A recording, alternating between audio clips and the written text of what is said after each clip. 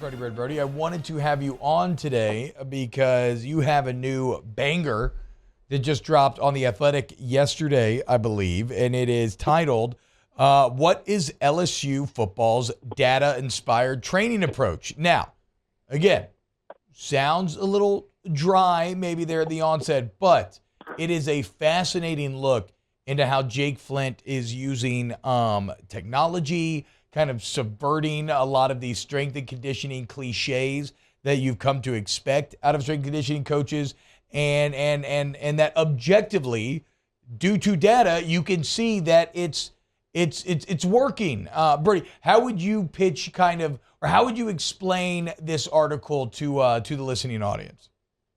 Yeah, I think the best place to start is that, we all made a big deal out of Brian Kelly mentioning last week or 2 weeks ago that, LSU went from one player at 20 miles per hour last spring to this year on the second practice, 9 players hitting that. And, Yep. I reached out to the strength staff to be like, why? How did that happen? And usually when you do that, you expect it to be like, here's this training we're doing or this new thing or fourth quarter program or whatever. And I think it was almost comical how there was a rejection to that. It was almost like, no, guys, there's not like something like that we're doing.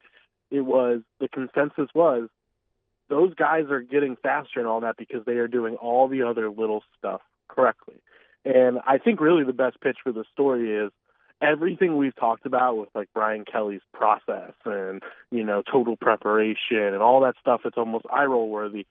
What Jake Flint and his staff are doing is actually the process that we're talking about. That's where it lives, is there, where they track everything from, are you taking your vitamins on time? Are you getting the right amount of sleep? Is it good sleep? Are you eating your meals? Are you going to class? Are you parking in the right spot? And they are tracking all of this to kind of troubleshoot. And they have this incredible, by the way, like really easy to use interface of an app that like you can go on any player's page and then just drop down and like see like, all right, here's where their speed's at. Here's what their classes are like. And it's really impressive kind of how well made it is. So they can troubleshoot things like, hey, this guy's not performing enough in his training right now. Like, what's going on with him? And they can figure it out, or vice versa. Why is there growth? And I say all this to say, they are finding, a correlation between doing the right things and doing that process stuff we talk about and drastically increased performance. And I think that is just kind of a fascinating thing.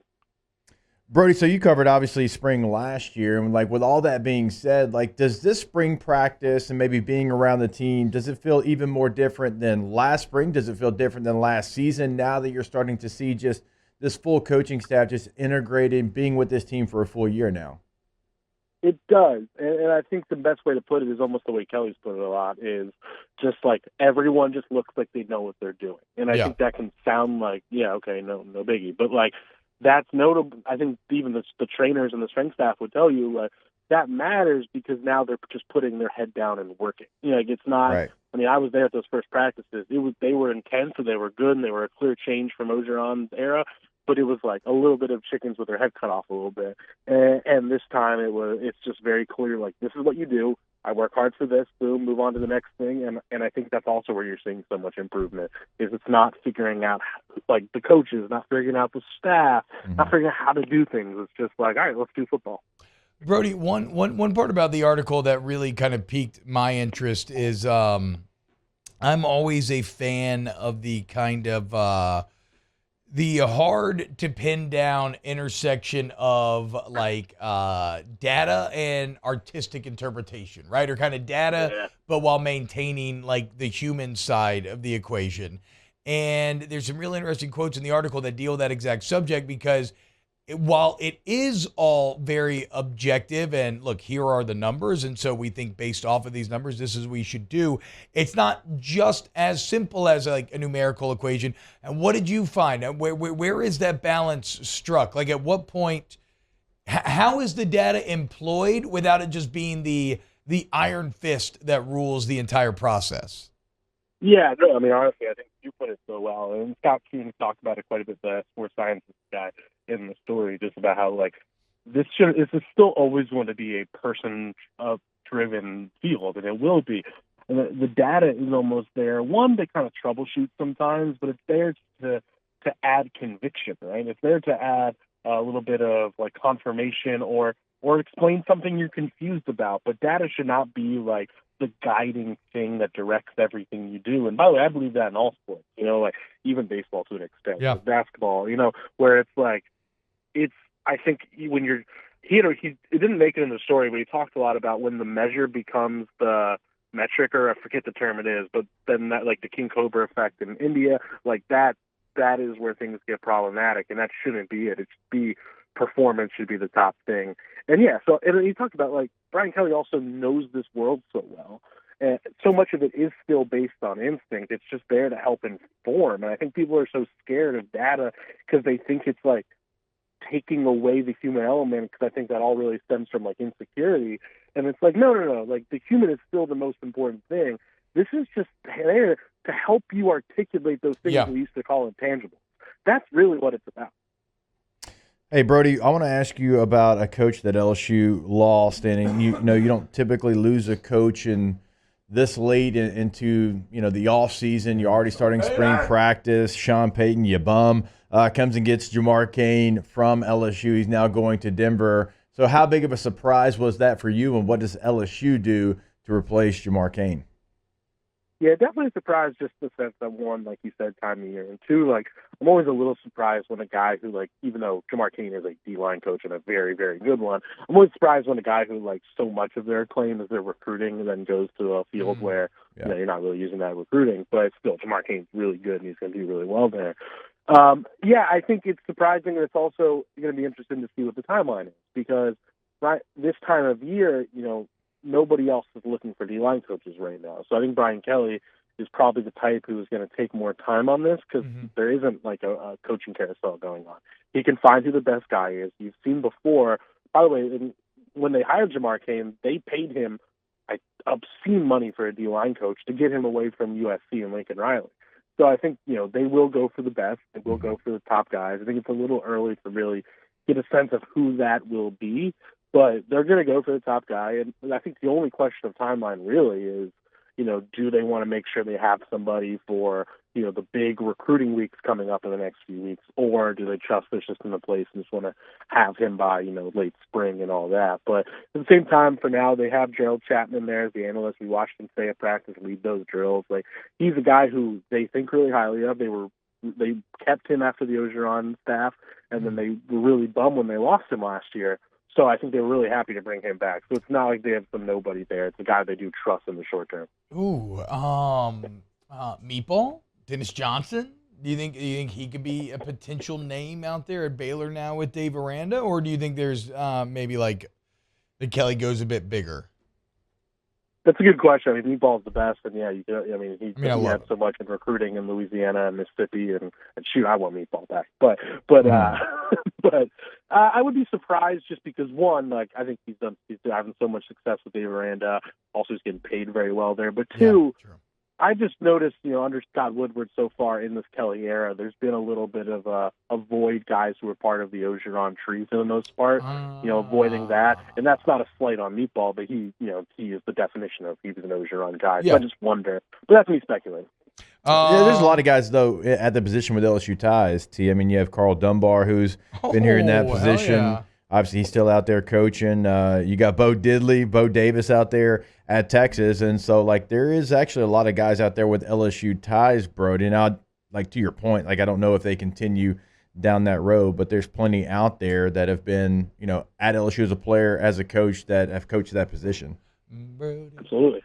Yeah, that's the thing. I think they will be able to go for the best. And Bo Davis is always one of the first guys you're going to think of whenever there's one of these openings. It's almost like I avoid mentioning it because it's become a cliche, but it's real. Like they looked at him 2 years ago and he would make sense now. But at the same time, it's always hard to get a guy from Texas. And then, you have some bigger names. Like Todd Gates in Oklahoma is a good rising guy who's doing good things. There's a lot of really good ones. It's just, I think it's so early that I'm not even really getting much specific names at this point. Brody, you watch anything good or play anything good recently? I mean, I'm watching, Succession started, I'm all in on that.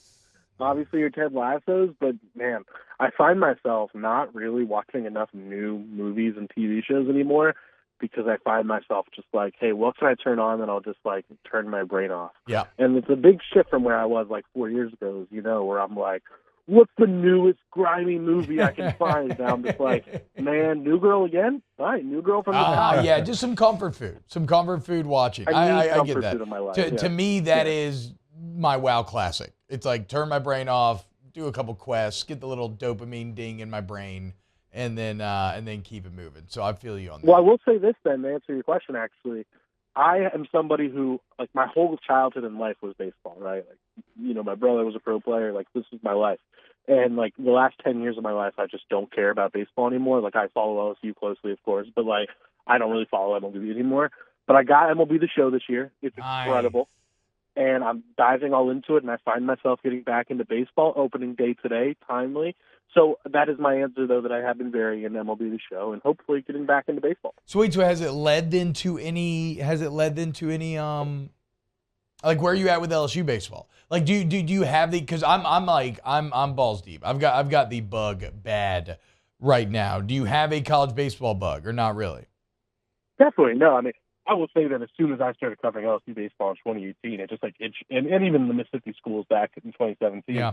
I realized like SEC baseball is such an incredible world and culture that I am all in on. Like I obviously don't cover it day to day like I did in 18 and 19, but I still follow everything LSU baseball, everything Jay Johnson's doing, and I follow every series. And I'm probably hopefully going to have more features coming in the next few months, but nice. On the team. But yeah, man, I love SEC baseball. It is the most fascinating world, and like it's also where the innovation and like the top stuff is happening right now. And I think Wes Johnson coming down from the Twins is almost like the best example of that, like that's where SEC baseball is now. It's no longer just like that fun cousin college baseball. It's like, no, it's just like one tier below. It's not far. And cannot wait for this week in the box. Brody Miller at Brody A. Miller on Twitter. You really got to check out his work in The Athletic. This piece on Jake Flint and what he's been able to do with his team is simply fantastic. We didn't even get to the part about the fourth quarter program, which I love that entire paragraph. So go check it out, Brody. Thank you so much, man. All right. Thank you guys. Always take care. Brody thinks Bodie could be hired as a D-line coach, right? Bo Davis, Were you here with Bo Diddley? No, I was not. I think he was right before my time. Like he was in the weight room when I was here. He's a former player, obviously, at LSU. He used to drive the prison buses from I never did the prison bus. Our locker room to the practice fields before Ops was built. That man, I don't know how he got a CDL, but did he have a CDL or we sure? Probably not. That's a great point. I mean, he had every curb on the way over there. But man, that's some great memories. Seeing my man Joseph Adai just sitting there on that bus, like just contemplating how hot it was outside. I mean, it had to be such a miserable ride over. Yeah. Oh my God, dude. There's also like another former Derek LeBlanc is somebody. I think he was actually in the weight room when you were here. Yes, he was. As a player. His name has popped up a couple of times. He's with the Arizona Cardinals, if I'm not mistaken. Okay. Right now. So he's from Bro Bridge, so his name's popped up. So again, a lot of guys with LSU ties in some way, some fashion, being attached to this open defensive line job.